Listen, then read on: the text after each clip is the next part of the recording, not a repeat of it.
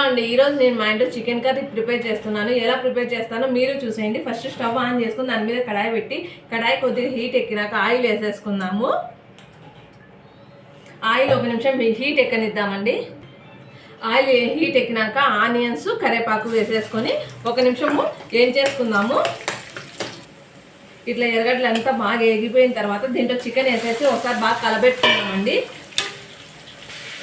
ఇట్లా చికెన్ బాగా కలబెట్టుకున్న తర్వాత దీంట్లో కొద్దిగా పసుపు, కొద్దిగా ఉప్పు, అలాగే కొద్దిగా కారము వేసి ఒకసారి మొత్తం కలబెట్టేసుకున్నాము.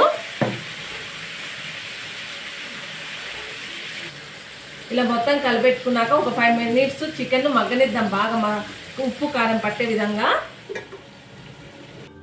ఇప్పుడు చికెన్లోకి మసాలా ప్రిపేర్ చేస్తామండి. అందుకు గాను సోంపు, లవంగాలు, ఇలాచి, అలాగే అల్లము, తెల్లగడ్డ, ధనియాల పొడి ఇవన్నీ మిక్సీకి వేసి నూనె కొట్టేసుకుందాము. మనకు చికెన్ బాగా మగ్గిపోయి ఇట్లా ఆయిల్ పైకి తేలుతూ ఉంది చూడండి.